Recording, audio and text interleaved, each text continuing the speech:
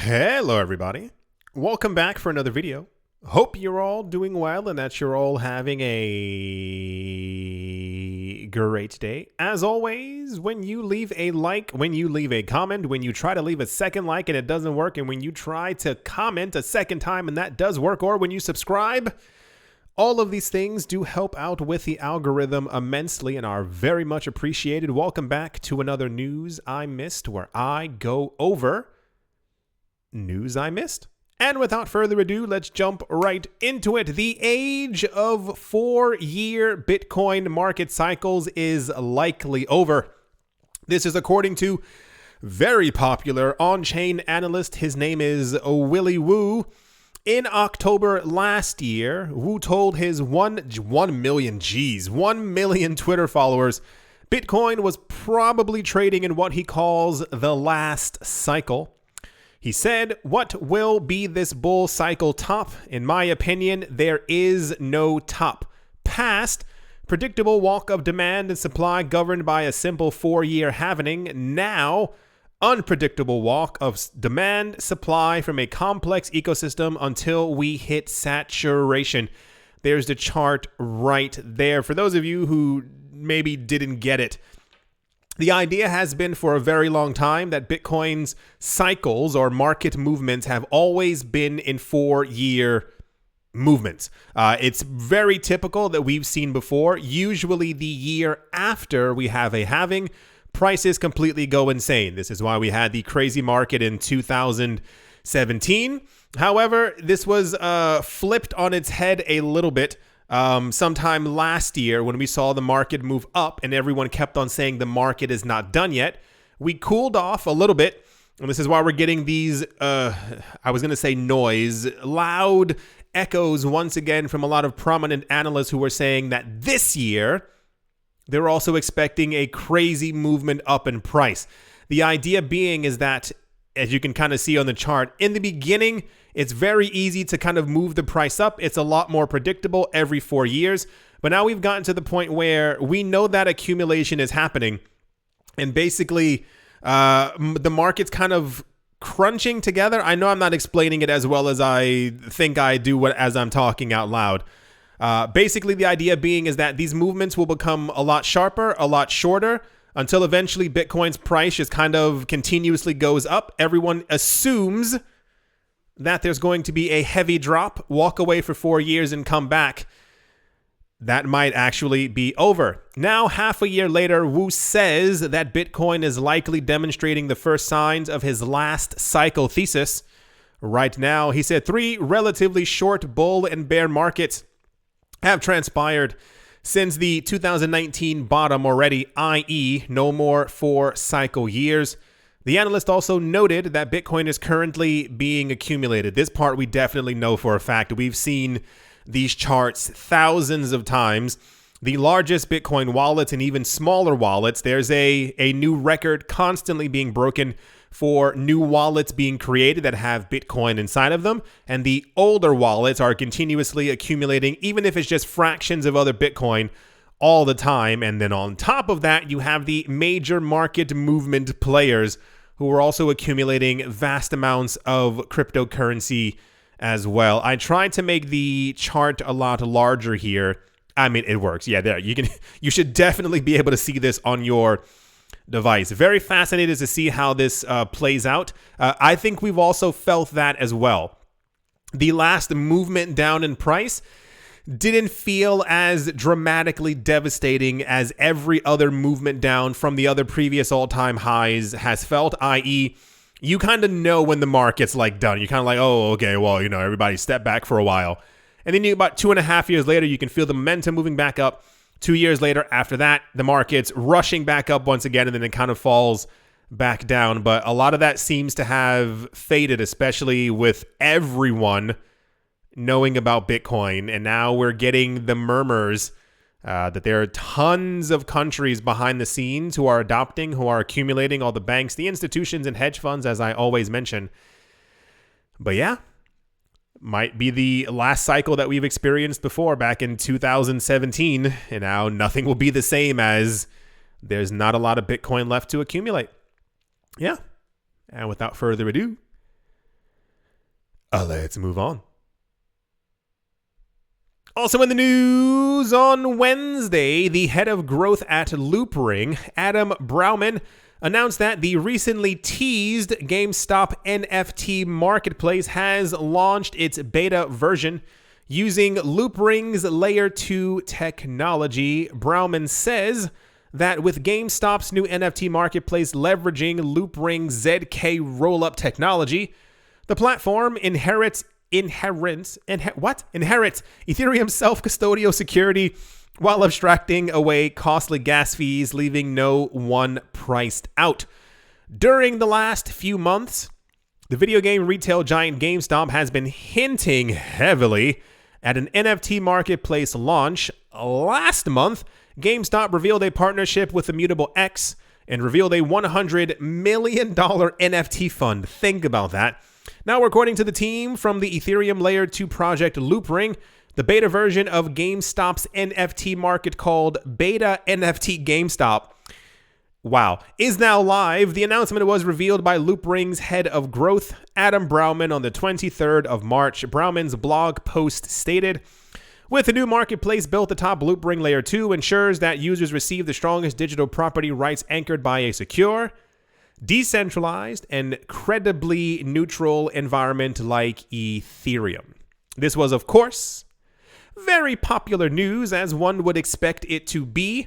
I still wonder, because I have not seen personally, what kind of NFTs they're going to have on their platform. Will this be for everyone? Is it going to be a very exclusive platform with only the highest ranking artists being able to make their art on the platform? Will they be making game NFTs? I don't mind the surprise myself, I'll be completely honest with you. But I would like to know, because if they're going to have video games, or video games will be developed on their platform that are going to be in the form of NFTs, or you can actually play them on a blockchain, and or they're going to be NFTs that you can integrate into these games, I'm completely for it. Just would like to know a little bit more information, because, there's not a lot of it. So, as it stands right now, we had news 2 weeks ago that they were going to be launching a marketplace, and now it has launched. It's in beta mode, but have a look at it. I haven't looked at it myself personally. I'm probably going to do it right after the video. I'm going to look at it right after the video. So yeah, that's the GameStop beta NFT marketplace launch using Ethereum news. And yeah, let's move on. Also in the news, and this was like weirdly super mega popular news, virtual currency exchange, it's called Bitcoin of America, has announced support for meme currency Dogecoin in its ATMs using the price of Doge, causing the price of Doge to skyrocket. Here's a tweet forward right here. It says, the news is out! Exclamation point. Dogecoin is now available at Bitcoin of America BTMs. Dogecoin is finally here. And then they have gigantic Dogecoins, I assume falling or rising. I don't know what the momentum is supposed to be. According to a press release, Bitcoin of America recognized the rise in popularity of Dogecoin and thought it was isn't this weird? Dogecoin was meant to be a meme coin, but now it's just completely everywhere. And thought it was time to include it in their Bitcoin ATM machines, also known as BTMs. That sounds weird. The price of Dogecoin soared by 13% when this news was released, and I think they added Ethereum relatively recently as well to their platform. So yeah, not a whole lot to cover. I would assume, hear me out on this one, I have never seen a Bitcoin of America machine. I'm also not in America. So anyone who's in the States, have you seen these machines? I know there was another one. I don't remember what they're called. Some other Bitcoin ATM, cryptocurrency ATM provider that launched like 2012 or something like that. And they were everywhere. And a lot of countries were like, I'm smelling money laundering. So they all completely disappeared. So I assume these are very KYC friendly. Just, throwing some logic out there. But has anyone used this machine before? Have you used a Bitcoin of America machine? Are the fees good? Did it work out pretty well? I'm asking you this so you can tell other people in the comment section if it actually worked out for you, because I'm pretty sure there's more than a few people who are intrigued or thinking about actually using this, like a very convenient way to be able to absorb cryptocurrency.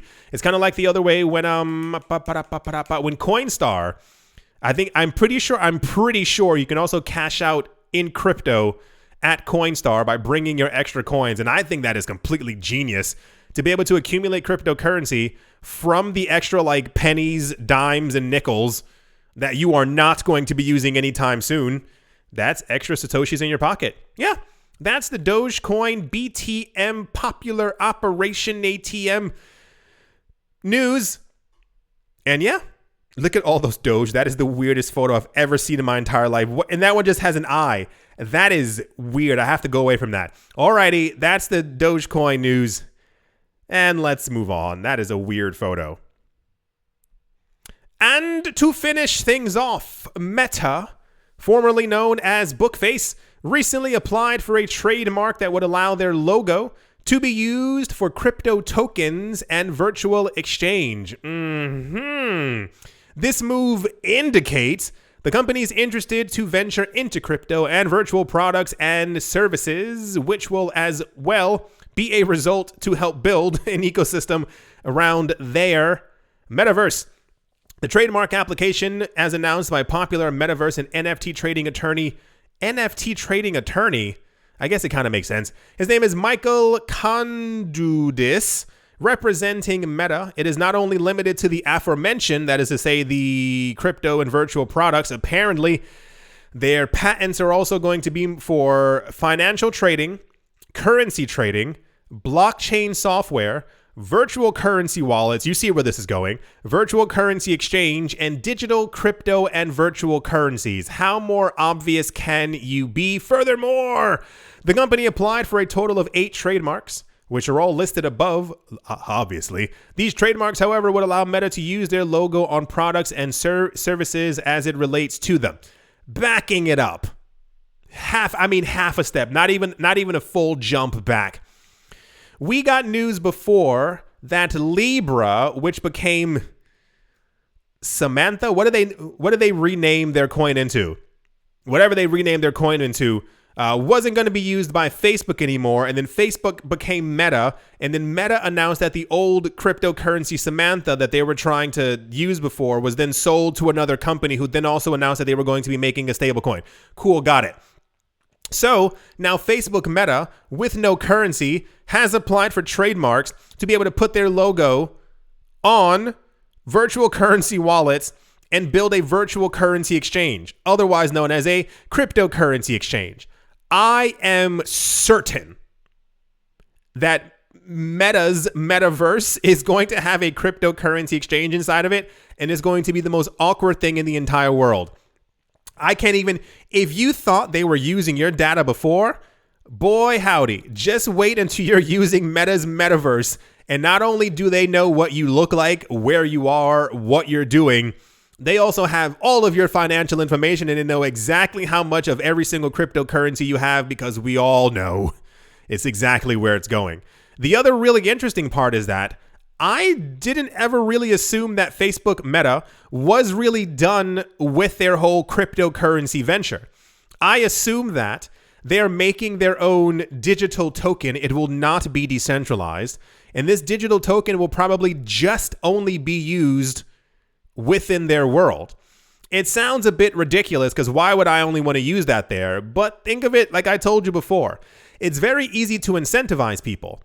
Let's say you want to buy some Facebook land, or you want to buy some Facebook NFTs, or you want to buy some whatever you're trying to buy on Facebook Metaverse Marketplace. If you use their Meta token, imagine for the first year you get 25% off of everything. People would rush to their platform, have tons of money in Meta token, and then before you know it, remember the other 30 companies who had partnered with Facebook Meta before in the past with their Libra token? It was like Uber and all these other companies. Imagine they start using the new token, of course, going explicitly through the SEC. I think their plans for world domination are not even remotely over. They're trying to take over the digital world, but digital things also have to do with currency as well. So that's the Facebook metaverse meta applying for a whole bunch of trademarks that they're probably going to get. Let's be completely honest with ourselves. And then I assume, once again, I'm still assuming this June, July timeframe. I don't know why. I can feel it in the air. That's probably when everything is going to launch, and when Meta announces that they not only have their own crypto, which has gone through the SEC, but they have their own wallet, their own blockchain, currency trading, and digital crypto and virtual currencies. Aha. Super obvious. Alrighty. That's the Bookface news. And let's move on. Yeah. I do hope that, did you see all those things like disappear? There was like a group of people here and they kind of poofed. I do hope that you've all enjoyed. I do hope that you all are have had, might continue to have at some point in the future a great day, a great morning, a great afternoon, a great evening, wherever you are, wherever you might be. I do, wow, that line. I do hope that it is absolutely fantastic. Thank you all once again for watching, listening, and or supporting or leaving a like, which is always very much appreciated. And I will most certainly be talking to you all soon. This is a very long line. Jeez Louise. See